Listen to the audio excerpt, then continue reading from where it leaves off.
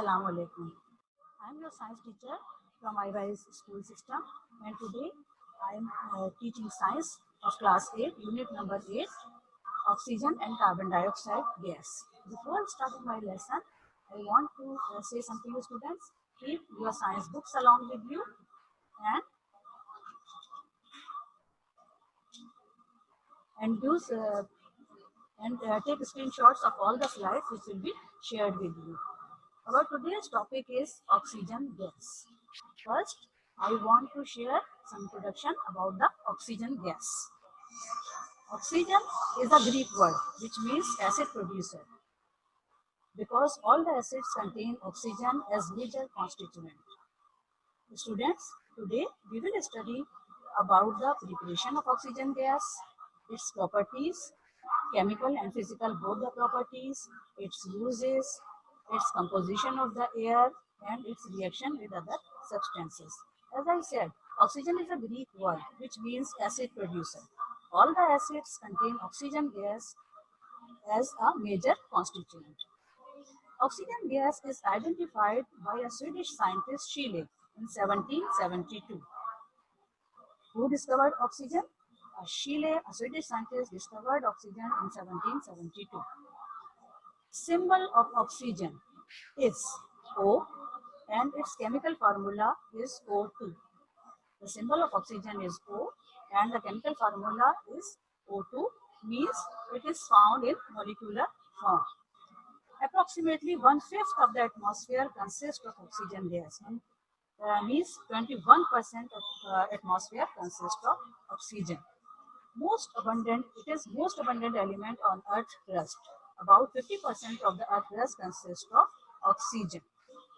You know very well that oxygen is very important for all the living things. We use oxygen for respiration.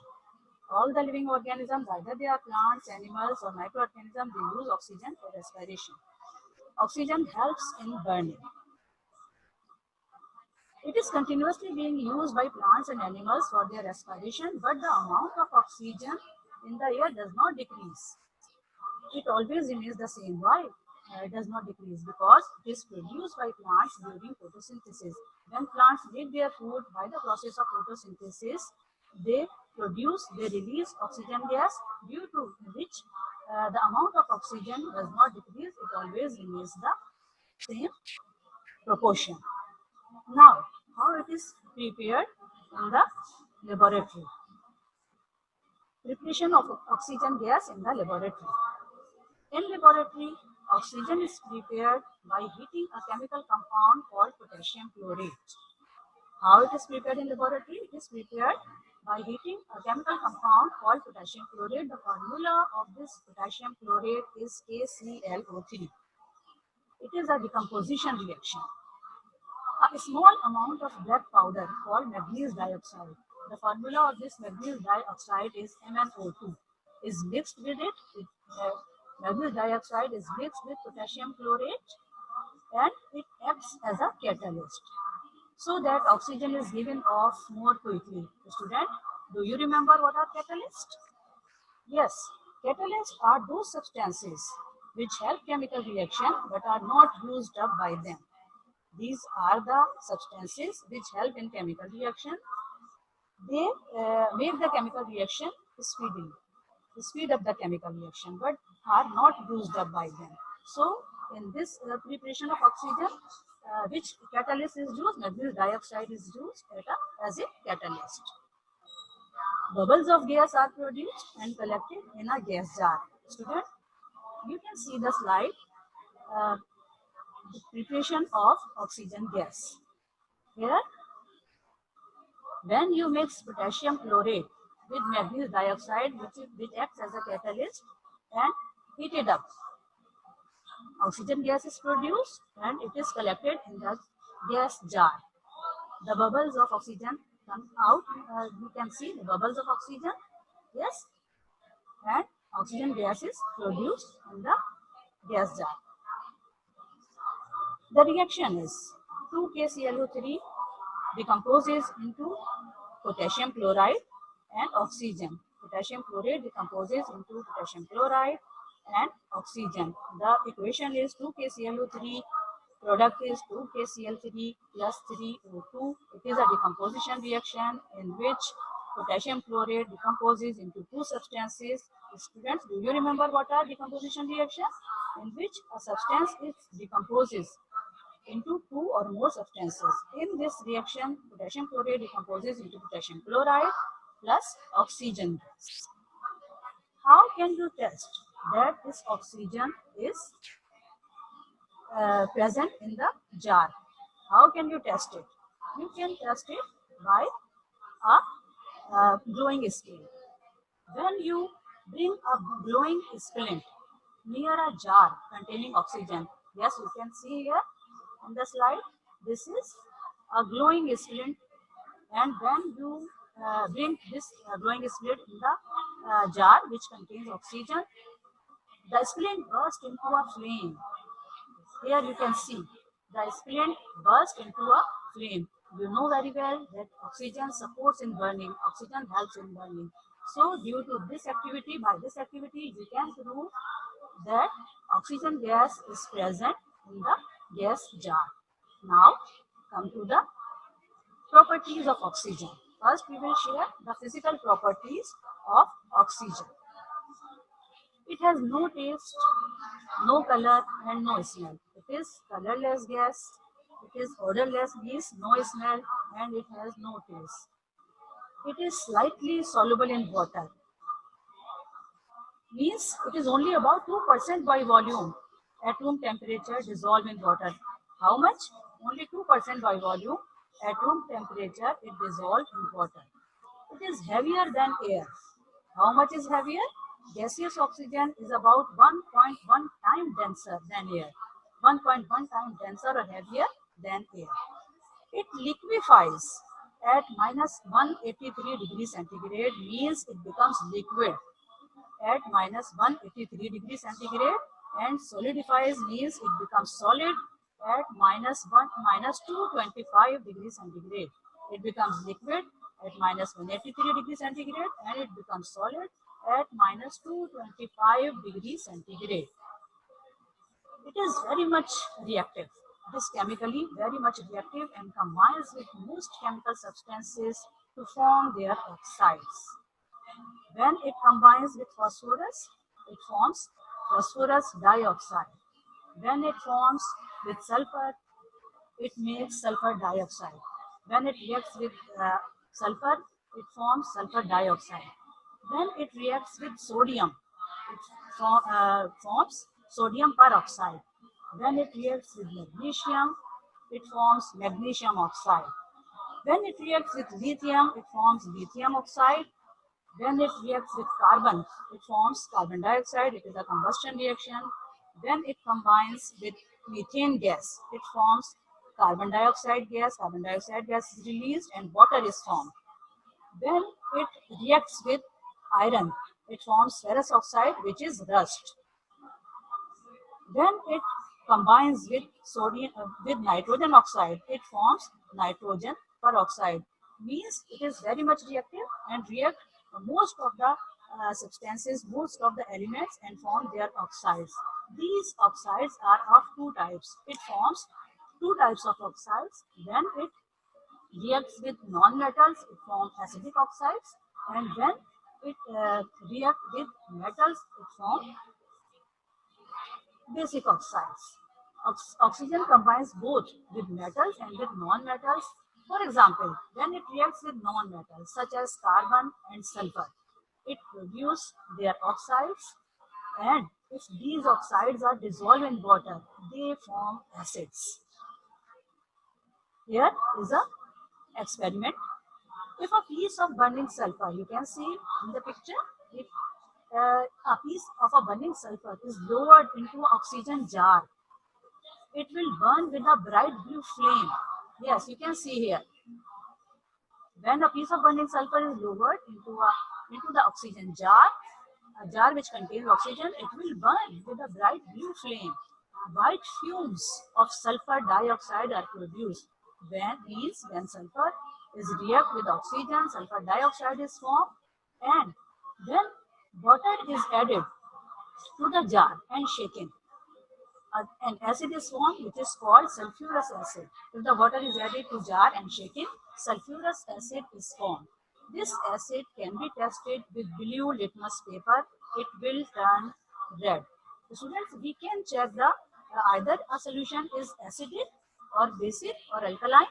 We can test it with litmus paper. Litmus paper is a type of paper. It is used in laboratory, and we can test either a solution is acidic or basic. If a solution is acidic, if a solution is acid, it turns blue litmus paper into red. So when when we test the sulfurous acid with blue litmus paper, it will turn red, and it indicates, it shows that this solution is acidic in nature. So the oxides of the non-metals are acidic in nature. We have another example of it. If the oxygen reacts with carbon, what happens? Carbon dioxide gas is formed. When this carbon dioxide gas dissolves in water, it forms an acid which is called carbonic acid. It is a weak acid called carbonic acid, and the formula of carbonic acid is H2CO3. We test this carbonic acid by the help of litmus paper. Litmus paper turns in which color? Blue litmus paper turns in red color. It shows that carbonic acid is an acid. So we can test the acid by the help of litmus paper. Either the solution is acidic or alkaline, we can test with the help of litmus paper. Oxygen also combined with metals. Then, as I said, when oxygen combined with non-metals, it forms the oxides. These oxides are acidic in nature, but when the oxygen combines with metals, it forms their metallic oxides, and these oxides are alkaline in nature. For example, magnesium is a metal. If a piece of burning magnesium ribbon is lowered into an oxygen jar. Here you can see the slide. If a piece of burning magnesium ribbon is lowered into an oxygen jar, it burns with a dazzling white flame. A white ash of magnesium oxide is formed. The equation is 2Mg plus O2 arrow 2MgO. Magnesium oxide is formed. Oxides of metals are alkaline in nature. They produce alkalis when dissolved in water. Students, when the chemical substance dissolve in water, they can be alkaline, acidic, or neutral. When we can test these alkalis and acids by the help of litmus paper, alkalis turns red litmus paper into blue. As I said, acids turn blue litmus paper into red, and the alkalis turn red litmus paper into blue. So we can test the alkali, this solution is alkaline. By the help of red litmus paper, it will turn into red. It shows that this solution is alkaline in nature. So we can say the oxides of the non-metals are acidic in nature, and the oxides of metals are alkaline in nature, and oxygen reacts with both metals and non-metals and form their oxides. These oxides are of different kinds, and we can test by the help of litmus paper. Now come to the uses of oxygen. It is used in breathing and burning, as I said. It is used to fill the cylinders of divers and mountaineers. Mountain climbers need oxygen tank at higher altitude. As you know, at higher altitude, on the top of the mountains, the air pressure is very much low. So, mountaineers have to breathe heavily on mountain tops. So, they have to carry oxygen cylinders on their back. Like this, ocean divers. When the ocean divers swim underwater, these ocean divers use oxygen cylinders when they swim underwater. Ocean divers also have to carry cylinders because, unlike aquatic animals, we have no mechanism to breathe underwater. We cannot use dissolved oxygen from the water like aquatic animals. We have to carry oxygen cylinders with them. So the ocean divers have to carry oxygen cylinders with them. Another use of oxygen. Pure oxygen is stored in cylinders used to support breathing to help patients in hospitals. In the hospitals, those patients which have breathing problem, they use oxygen cylinders in which the pure oxygen is stored. Oxygen is also used in oxyacetylene torches for cutting and welding metals. Engineers, welders, technicians, and plumbers use oxyacetylene torches. These are the special type of torches which have oxygen in it, and it is used for cutting and welding the metals. Another use of oxygen is space rockets carry liquid oxygen in order to burn their fuel. In rockets, liquid oxygen is used as fuel. Now, students, how can we prove that 1/5 of the air consists of oxygen? We have an experiment by a method. We can prove that 1/5 of the air consists of oxygen. You can see the slide. What are the requirements for this experiment? You will need a gas jar, a candle, a wooden block, and a trough of water. First, what you will do? Mark 5 equal divisions on a gas jar with a marker. Okay. First, you will mark 5 equal divisions on a gas jar with a marker. 5 equal divisions means 20% for each division. Place a lighted candle on a wooden block in a trough of water. Then you will invert the marked gas jar over it. What you will observe, the candle burns for a while and then goes out. Yes, you can see in the next slide, the candle goes out. What will be your observation? What is your observation?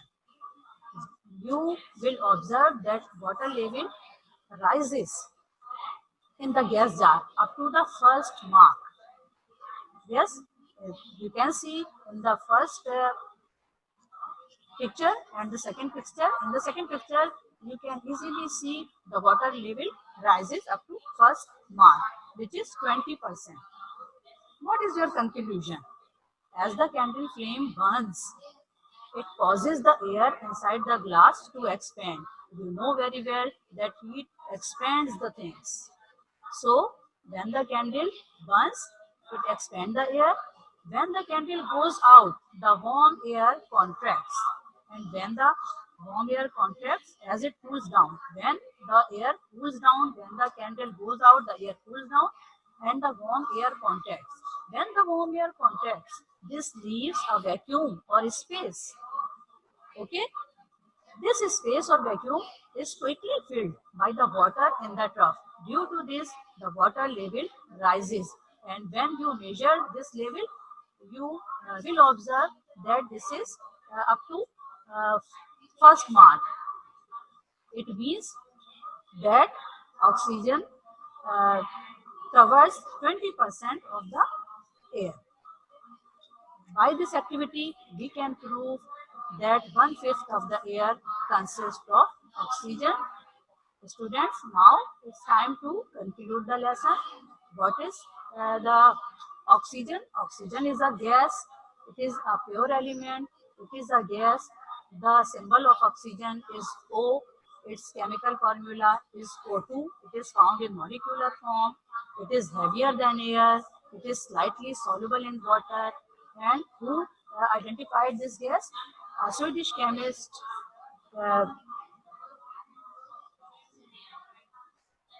Who is? Do you remember its name? Yes. Scheele, a Swedish chemist in 1772, identified the oxygen gas. 1/5 of the atmosphere consists of oxygen. It is continuously being used by plants and animals for their respiration. It is also used in burning. the amount of oxygen in the air does not decrease. Why? Because by the process of photosynthesis, when plants make their food, they release oxygen, and this oxygen is balanced.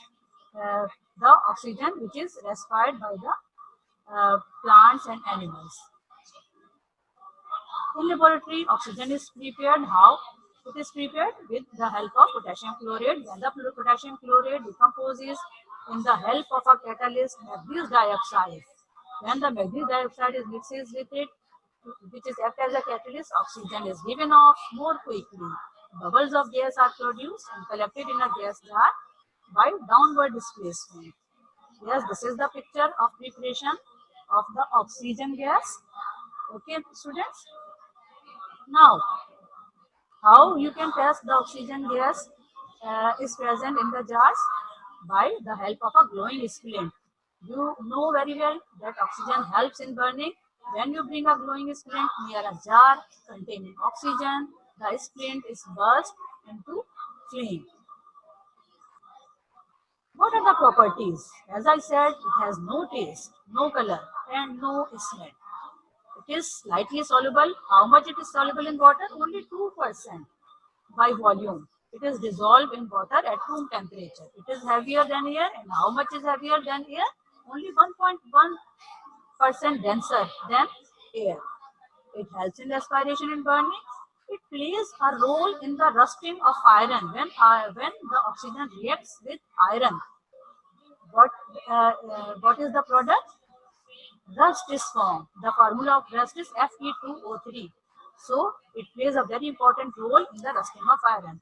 It is chemically very much reactive and combined with metals and non-metals both and forms their oxides.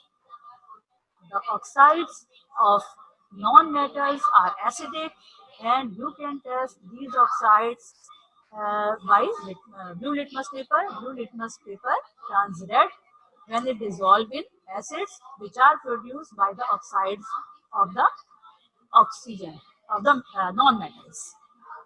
And you have performed an experiment by burning sulfur. When burning sulfur lowered in an oxygen jar, it will burn with a bright blue flame, and the fumes of sulfur dioxide are produced. This sulfur dioxide, when mixes with water, sulfurous acid is formed. The formula of sulfuric acid, what is the formula? H2SO3. This acid can be tested with blue litmus paper. It will turn red. Now, when the oxygen combines with metals, it forms their metallic oxides, and these metallic oxides are alkaline in nature. They produce alkali. Okay, an example of this is if a piece of burning magnesium, which is a metal, magnesium ribbon is lowered into a jar which contains oxygen. It burns with a dazzling white flame. A white ash of magnesium oxide is formed.